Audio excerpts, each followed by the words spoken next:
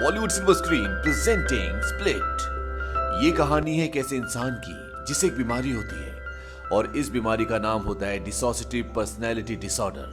पहले इस बीमारी को मल्टीपल पर्सनैलिटी डिसऑर्डर भी कहा जाता था। इस इंसान का नाम केविन होता है और जो इसे बीमारी होती है, इस बीमारी में इसके एक शरीर के अंदर 23 पर्सनैलिटीज रहती है।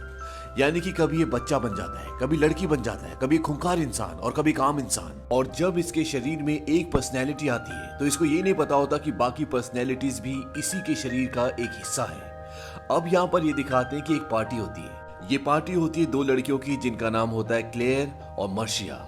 यहाँ पर ये एक लड़की को भी इनवाइट करते हैं जिसका नाम केसी होता है। हालांकि वो उसे इनवाइट नहीं करना चाहते थे क्योंकि वो हमेशा अलग रहती है, चुपचाप रहती है और इस लड़की को कोई भी पसंद नहीं करता। और इसकी वजह ये होती है कि जो केसी के गार्डियन थे वो उसे मोलेस्ट करते थे और अब वो सबसे अलग रहती है। अब जब ये पार्टी के बाद घर जाना चाहती थी तो इसकी गाड़ी खराब हो जाती है और इसीलिए इसे मर्शिया और क्लेयर के पिता के साथ जाना होता है। ये तीनों की तीनों लड़कियां गाड़ी में बैठती हैं और इनके पिता पीछे डिक्की में कुछ सामान रख रहे होते हैं। तो तभी उनके पास कोई आता है और ये दिखाया जाता है कि गाड़ी में क्लेयर के पिता नहीं बल्कि कोई अनजान आदमी आकर बैठता है और वो इन तीनों को बेहोश कर देता है। और जब इन तीनों की आंखें खुलती हैं तो एक अनजान जगह पर होती है, ये कमरे में बंद होती है और तभी वहां पर वो आदमी जिसने इन तीनों को किडनैप किया है वो वहां पर आता है और वो मर्शिया को बोलता है कि मैं तुम्हें चुनता हूं और वो उसे उठाकर अपने साथ बाहर ले जा रहा होता है। तभी केसी उसको बोलते हैं कि तुम अपने कपड़ों पर टॉयलेट कर देना और वो ऐसे ही करती है और कुछ ही देर बाद केविन उसे वापस छोड़ देता है। केविन के शरीर में जो 23 पर्सनैलिटीज होती हैं उसमें से एक पर्सनैलिटी का नाम होता है डेनिस और ये वही पर्सनैलिटी होती है। इस पर्सनैलिटी को ओसीडी की प्रॉब्लम होती है। ओसीडी वाले साफ सफाई का बहुत ध्यान रखते हैं, वो एक ही चीज को बार बार करते हैं, उन्हें शक करने की आदत होती है। और जब मर्शिया अपने कपड़ों में टॉयलेट करती है तो वो उसे वापस छोड़ देता है। इस पर्सनैलिटी के अंदर एक प्रॉब्लम और होती है कि ये जवान लड़कियों को बिना कपड़ों के डांस करते हुए देखना चाहता है और डेनिस ही उन 23 पर्सनैलिटीज में से वो पर्सनैलिटी है जिसने इन तीनों का किडनैप किया है। अब यहाँ पर ये दिखाते कि डेनिस जिसका असली नाम केविन है उसकी एक डॉक्टर भी होती है और वो उसके बारे में सब कुछ जानती है और केविन बार बार जाकर उससे मिलता है क्योंकि वो केविन के सवालों का जवाब देती है, वो उसकी डॉक्टर है। इस बार केविन उससे बैरी नाम की पर्सनैलिटी बनकर मिलता है। ये एक एक्सट्रोवर्ट इंसान होता है जो स्केचेस बनाता है और ये बहुत अच्छे से बात करता है। बैरी उसे ये भी बताता है कि अब मैं बिल्कुल ठीक हूँ और डॉक्टर फ्लेचर भी उसके काम से खुश होती है क्योंकि वो अपना काम बहुत अच्छे से कर रहा होता है। लेकिन इस मीटिंग में डॉक्टर फ्लेचर को उस पर शक होता है।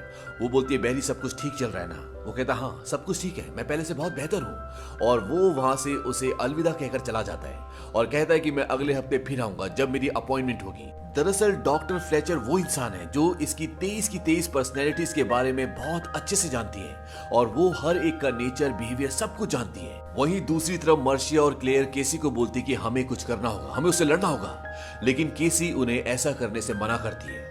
वो उन्हें बोलती कि तुम्हें याद नहीं कि तुम्हें उसने किस तरह से माचिस की तीली की तरह उठा लिया था। हम उसका मुकाबला नहीं कर सकते, वो हमसे बहुत शक्तिशाली है और वो हमें मार भी सकता है। अब जब ये तीनों अंदर होती हैं तभी इन्हें एहसास होता है कि बाहर केविन आ गया है और वो किसी लेडी से बात कर रहा है। ये तीनों दरवाजे के छेद से उसे देखने की कोशिश करती हैं लेकिन इन्हें वो लेडी नहीं दिखती और ये अपनी मदद के लिए आवाज लगाना शुरू कर देती है और तभी दरवाजा खुलता है और ये सोचते हैं कि अब वो लेडी इन्हें बचा लेगी। लेकिन इनके सामने कोई लेडी नहीं होती बल्कि वो खुद केविन होता है जो लेडी के लिबास में होता है। दरअसल उसकी बहुत सारी पर्सनैलिटीज में एक पर्सनैलिटी ये भी थी कि वो लेडी बन जाता है और वो इन तीनों से बोलता है कि तुम फिक्र मत करो, मैं उससे बात करूंगा, वो मेरी बात मानता है। दरअसल उसकी तबीयत खराब है और उसे तुम्हें छूने की इजाजत नहीं है और ये कहकर वो वहां से चला जाता है। इनको कुछ समझ नहीं आ रहा होता कि यहाँ पर हो क्या रहा है। अब कुछ देर बाद फिर वो वापस आता है और इस बार वो एक अलग पर्सनैलिटी बनकर आता है और इसका नाम डेनिस होता है। ये वही पर्सनैलिटी होती है जो इन्हें यहाँ पर किडनैप करके लाई है, जिसे ओसीडी की प्रॉब्लम है और वो इन्हें सफाई का कुछ सामान देता है और बोलता है कि यहाँ पर सफाई करो क्योंकि ओसीडी की बीमारी में इंसान को सफाई बहुत ज्यादा रखने की आदत होती है। उसे लगता है कि वो गंदगी से बीमार हो जाएगा और वो इन्हें ये भी बताता है कि पैट्रिशिया ने मुझे बताया कि तुम्हें लाने के लिए मुझे भेजा गया था। पैट्रिशिया वो पर्सनैलिटी होती है जो कुछ देर पहले एक लेडी के रूप में इनके सामने आई होती है। वो इन्हें कहता है कि तुम चिंता मत करो, तुम्हें यहाँ पर कुछ नहीं होगा और ये कहकर वो वहां से चला जाता है। अब रात को जब ये सो रहे होते हैं तभी वहां पर वो दोबारा आता है और इस बार ये 9 साल का बच्चा बनकर आता है। ये भी इसकी पर्सनैलिटी का एक शेड होता है और ये बताता है कि मेरा नाम हेडविक है और वो आ रहा है। ये पूछते कि कौन आ रहा है वो कहता है कि मुझे बताना अलाउड नहीं है, लेकिन वो तुम्हें बिल्कुल भी अच्छा नहीं लगेगा। उसने बहुत सारे लोगों के साथ बुरा किया है। और इसके बाद वो जाने वाला होता है कि तभी केसी उसे रोकती है। वो कहती है कि मैं तुम्हें कुछ बताना चाहती हूँ। वो कहता है क्या?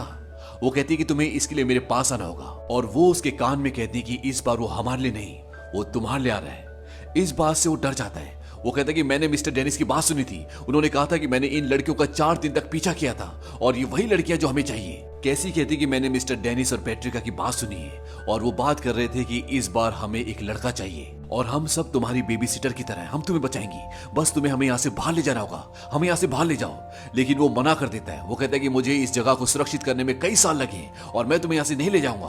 और वो दरवाजा बंद करके वहां से चला जाता है। अब ये अंदर तीनों लड़कियां डर जाती हैं। ये कहती कौन आने वाला है, शायद हमें खा जाए, क्योंकि उसने कहा था कि कोई आने वाला है। तभी केसी बोलती कि उसने ये भी कहा था कि इस जगह को सुरक्षित करने में कई साल लगे, यानी कि यहाँ से बाहर निकलने का जरूर कोई ना कोई रास्ता होगा। और ये तीनों की तीनों वहां पर रास्ता ढूंढना शुरू कर देती हैं। तभी इनमें से एक को पता चल जाता है कि ऊपर सीलिंग में रास्ता है जिसे छुपाया गया है और वो वहां से निकलने की कोशिश कर रही होती है।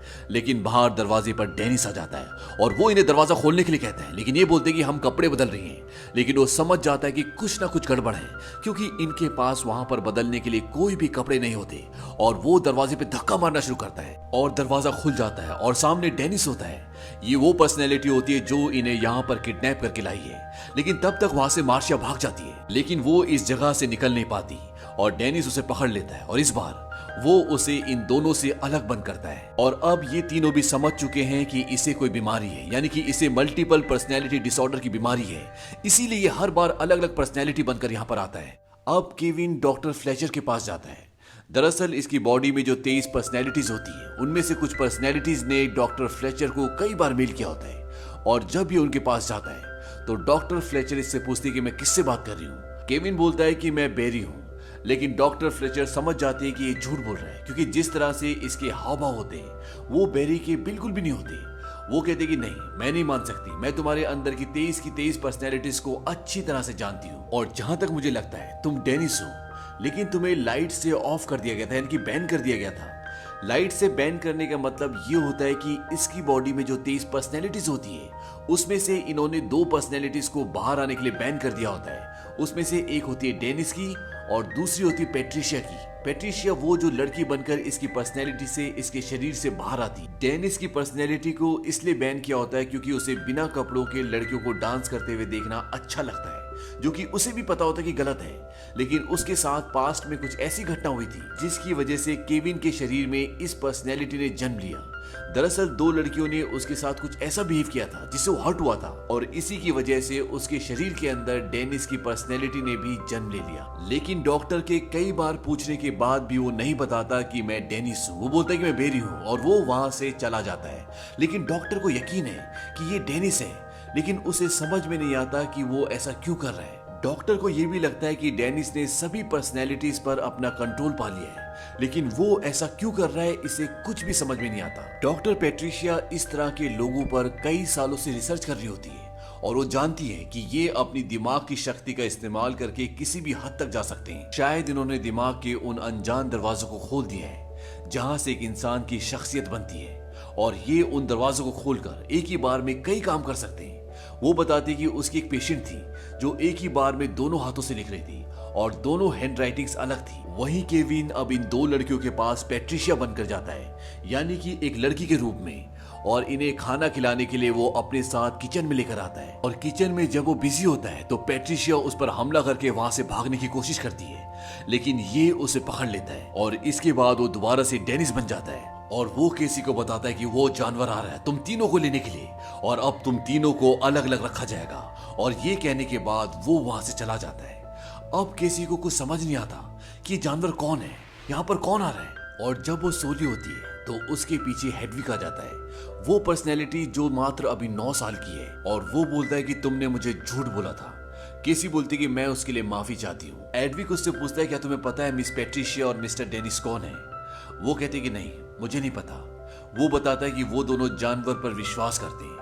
केसी उससे पूछते क्या तुमने कभी जानवर को देखा है। वो कहता नहीं, मैंने उसे कभी नहीं देखा।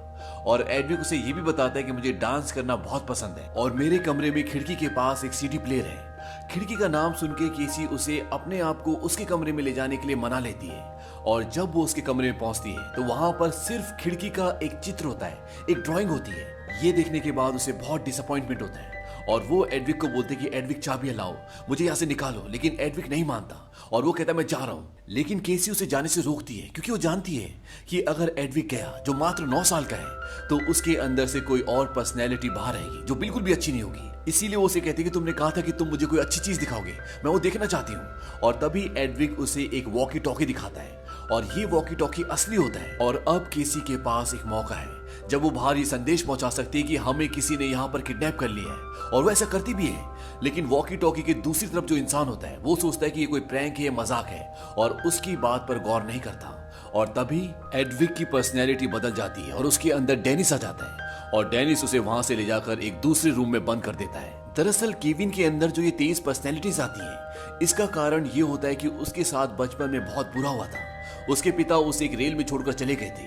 उसकी मॉम को ओसीडी होती है जिसकी वजह से उसका फिजिकली बहुत ज्यादा हरासमेंट हुआ था और इसके साथ साथ उसके स्कूल में कुछ लड़कियों ने उसके साथ कुछ ऐसी हरकत की थी जिससे उसे बहुत हर्ट हुआ था और इसीलिए उसके अंदर एक नई पर्सनैलिटी ने जन्म लिया जो इन सब को यानी कि केविन को बचाना चाहता है। और इस पर्सनैलिटी का नाम डेनिस होता है। डेनिस जो इस सब कुछ कर रहा होता है।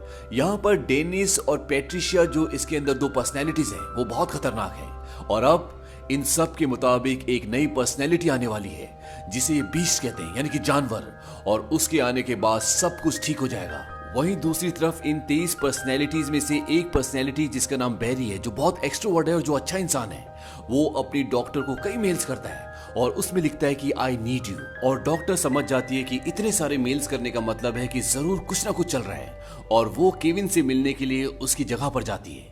और जब वो वहां पर पहुंचती है तो वहां पर केविन की बॉडी में डेनिस होता है और डेनिस उसे अंदर ले जाता है और डॉक्टर के बार बार पूछने पर, उसे समझाने पर वो बता देता है कि मैं 20 से मिल चुका हूं यानी कि जानवर से मिल चुका हूं। डॉक्टर बोलते कि उस 24वीं पर्सनैलिटी की कोई जरूरत नहीं है। वो कहता है कि वो बहुत ताकतवर है, वो कमजोरों की रक्षा करता है और वो हम सभी में सबसे ताकतवर है। वो मुझसे भी लंबा है, उसके बड़े बड़े बाल हैं, वो बहुत मस्कुलर है। और डॉक्टर को शक होता है कि जो 3 लड़कियां शहर से गायब हुई हैं उसमें हो ना हो डेनिस का हाथ है और वो वॉशरूम जाने के बहाने नीचे बेसमेंट में जाती है और वो वहां पर केसी को देख लेती है। लेकिन तभी पीछे से डेनिस आ जाता है। डॉक्टर उसे कहती है कि सब गलत है, लेकिन वो उसकी बात नहीं मानता और डॉक्टर को बेहोश कर देता है। और इसके बाद डेनिस वहां से चला जाता है और वो एक रेलवे स्टेशन पर जाता है और जहां पर उसके अंदर वो 24वीं पर्सनैलिटी उभरती है और वो एक बीस्ट बन जाता है।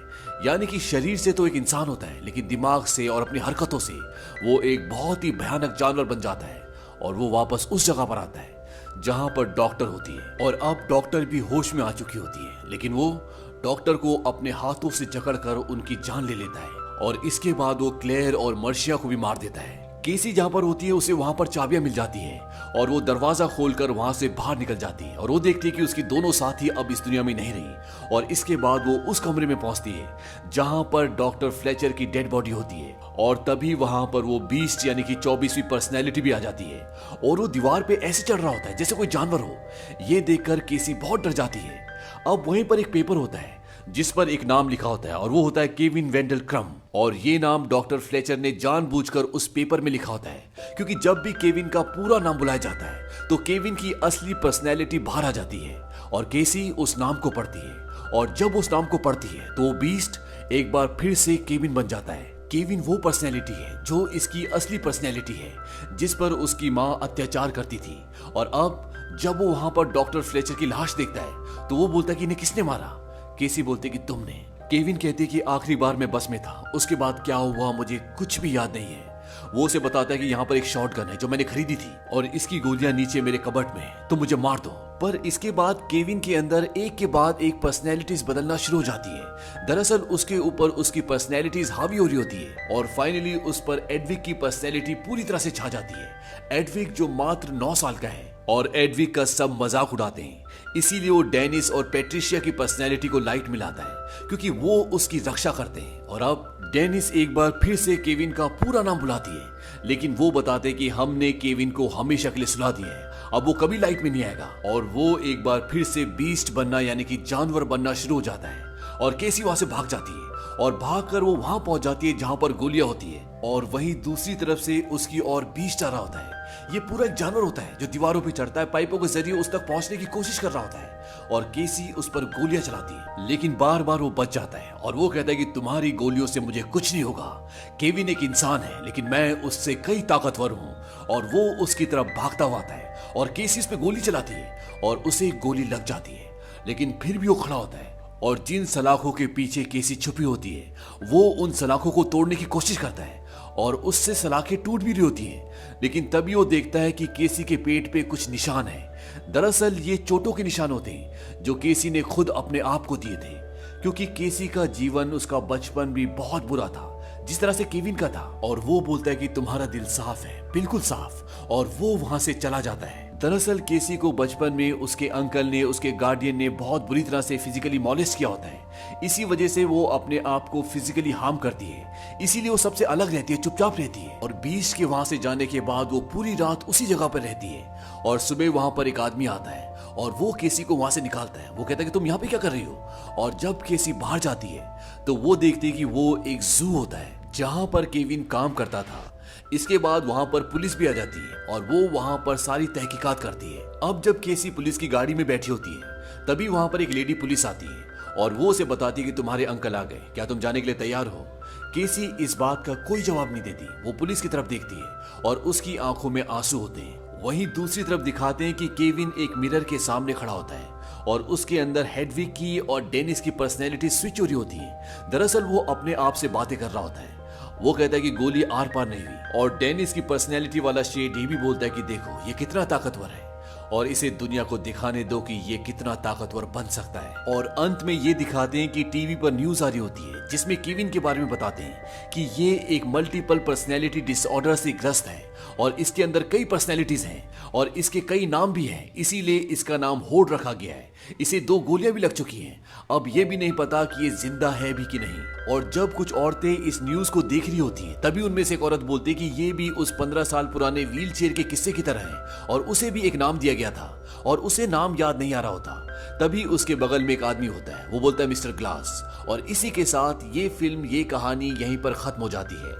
इस फिल्म के अंत में बहुत सारे सवाल रह गए, जैसे कि वो आदमी कौन था जिसने मिस्टर ग्लास कहा, केसी अपने गार्डियन के साथ जाती है कि नहीं, और केविन क्या बीस्ट बनकर दोबारा दुनिया के सामने आता है। इस कहानी के अंत से ये लगता है कि इसका सेकंड पार्ट जरूर बनेगा। जब भी इसका सेकंड पार्ट आएगा उसकी कहानी भी हम आपके लिए जरूर लेकर आएंगे। ये एक कामयाब फिल्म थी जो सन 2016 में बनी थी। IMDb पर इसकी रेटिंग थी 7.3 और इस पूरी मूवी का बजट था $9 मिलियन और इस मूवी ने कमाए थे $278 मिलियन।